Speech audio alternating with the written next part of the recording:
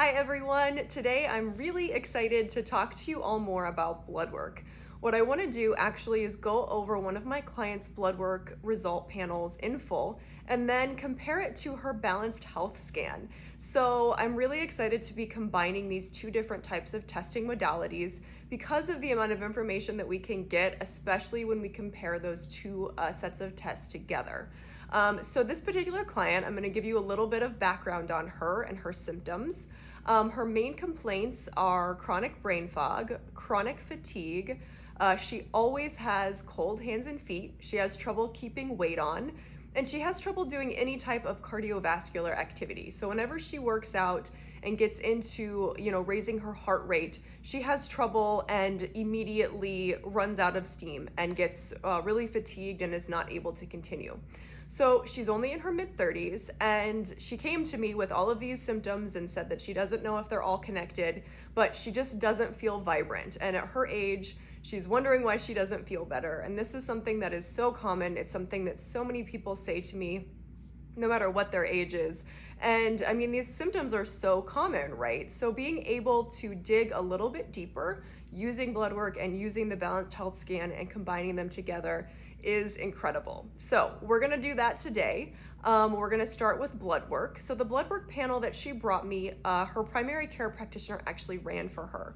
So it's not the particular blood work that I would have run because we're missing some key points, but we're gonna work with what we have. And then we're gonna compare it to a balanced health scan that she ran about a week and a half after doing her blood work. So in the same time frame with those same symptoms, there's a lot to see. So I'm really excited about this new offering and being able to offer blood work to my clients. That's something I can do now. I work with several labs all over the United States and also in Canada as well. So if that's something you're interested in, please feel free to direct message me. But for now, let's jump into the blood work. But I want to start with a couple of disclaimers. First, this is my first IGTV and I'm not like super tech savvy. So bear with me while I work through this, and thank you for joining me. Second, as with everything, this is always my disclaimer. This is for informational purposes only. This is her unique situation. It is not a diagnosis, a treatment, a cure, because I don't do any of those things. This is looking at blood work from a functional perspective, not a Western medical perspective. So the ranges that I use are different, and we're looking at different things. So the point of doing this kind of work is trying to catch things before they move into an area where they would need to be diagnosed. That's why this is so exciting, and I think you'll see as we're going through that this is really helpful, particularly for her. So let's jump in.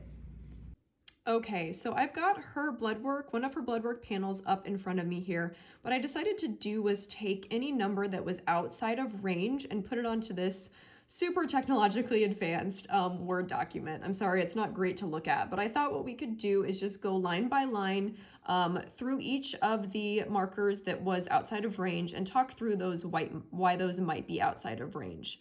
The first number is her alkaline phosphate. So this one was low. This can point us towards mitochondrial dysfunction and a potential for low zinc. Calcium can be a thyroid marker, which is interesting for her, especially. Her calcium numbers were high, which can show thyroid dysfunction. Protein and albumin were both high. This can show us dehydration, and we're going to see a lot of dehydration as we go through her numbers. Glucose was high. This was a fasting glucose number, which if you're doing glucose, you do want to be fasted. This can show us a lot of different things. It can point us towards a potential for infection. It can be a stress marker, so it can show us acute stress. And of course, it can also be related to diet as well. Her potassium was low. This can point us towards adrenal stress. ALT was low, which can show us that her liver is struggling and potentially may not be detoxing that well, and it can be a potential for infection. Her white blood cell count. So she gets her blood work done yearly, and for at least the past 5 years, her white blood cell count has been low. So even outside of the range that, that huge range when you get your blood work back, it was actually even on the low even outside of that range. So it's been that way for at least 5 years. And she's been to several doctors, and every doctor has told her not to worry, that it's totally normal and it's okay.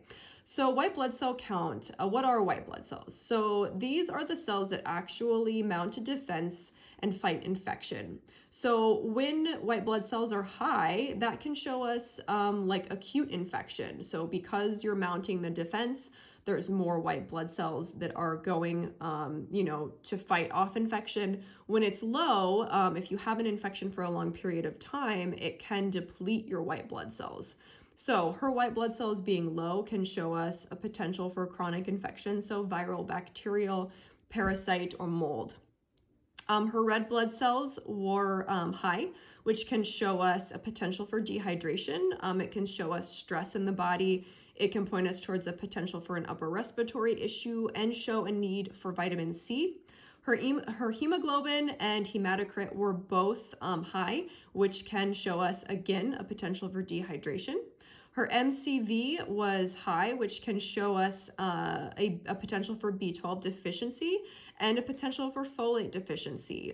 So just interesting tidbit, she has been diagnosed with the MTHFR genetic mutation, which can also, of course, be related to folate and B12 deficiency as well. Okay, so these next four markers, these are the different types of white blood cells.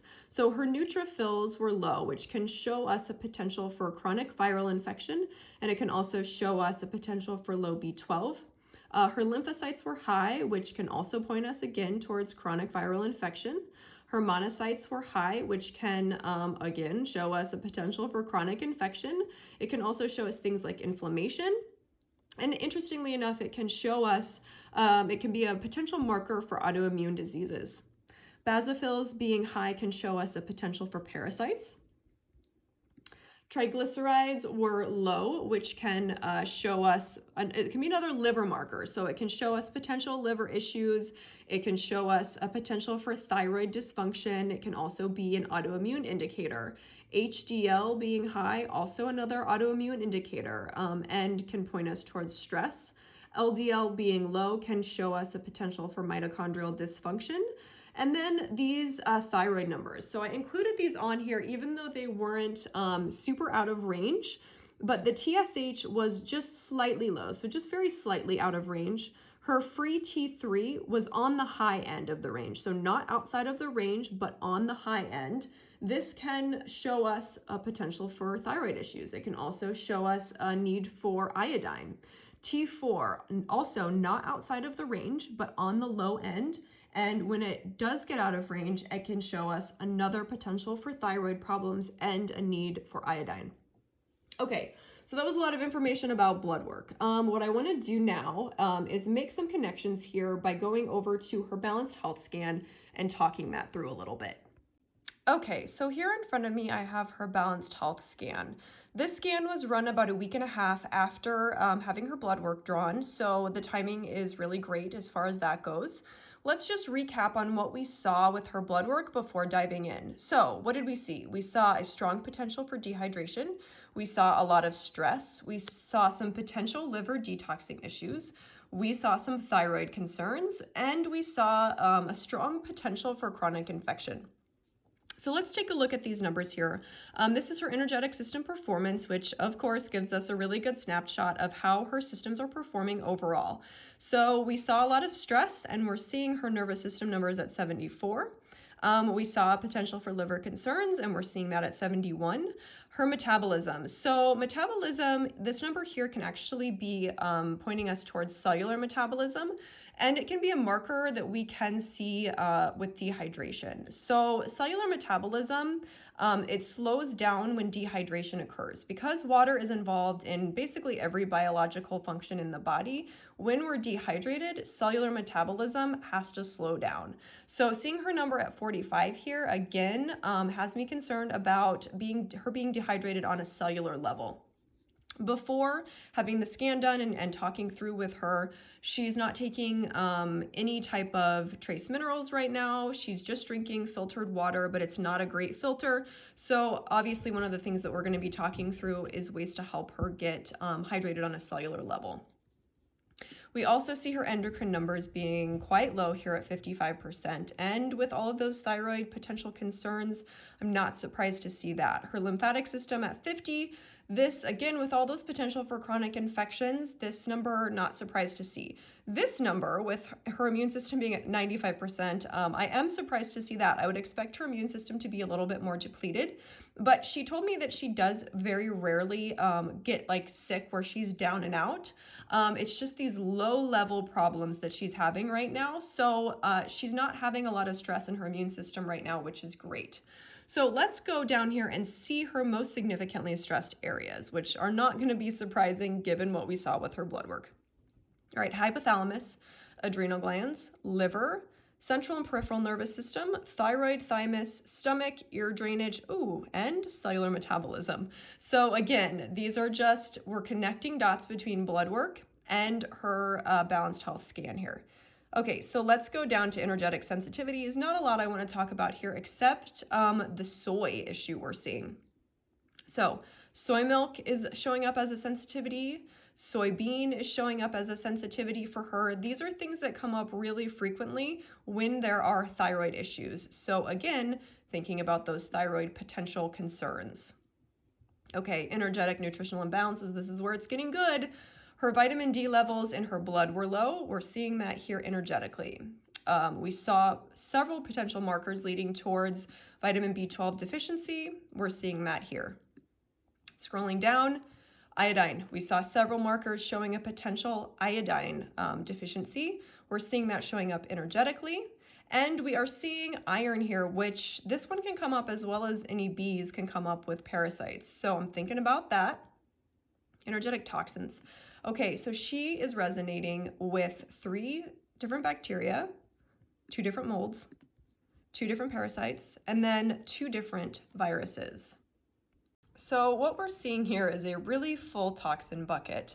And now we need to decide what area we need to support first. And how do we do that?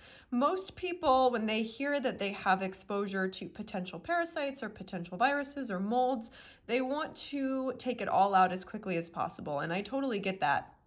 But this kind of healing and balancing work takes time. Thankfully and luckily, this balanced health scan will show us which remedies are going to be the most supportive for this particular person in this particular situation at this exact time. So that's what I'm going to look at first. So let's see what is coming up for her. Dong Quai came up first. This is one that is going to be really supportive, especially to the endocrine system, which we saw a lot of potential endocrine stress. Borage is one that is going to be really supportive to the thymus. It's also going to be really helpful to the liver. So we're seeing that we need to support the liver. We also need to support the endocrine system. Then we have lymphocode. So this is going to help with that lymphatic system. Seeing that those numbers are low, we need to support drainage. Neurotox is showing us it's going to be helpful for viral infection issues. Supplements, we are seeing Hepatogest. This is one, again, pointing us more towards adrenal thyroid, and then adrenal life force. Wow, okay, so adrenal thyroid problems. So those are all the ones that are coming up there. Before we talk more about that, let's just real quickly look at her hormones. So particularly, this is the one I wanted to see, low T4. And what did we see on her blood work? We actually saw her T4 being on the very low end of the range. So all of this is connecting a lot of dots here, particularly with the thyroid thymus potential issues, chronic viral infection issues, and then showing us some of the remedies to get started with. Building on foundations, starting with drainage, because that's so important. We have to have those drainage pathways open in order to detox effectively. So now we know the starting point. We know what we need to work on first, and we know what we need to support. So obviously, again, there was so much here looking at her balanced health scan, looking at her blood work.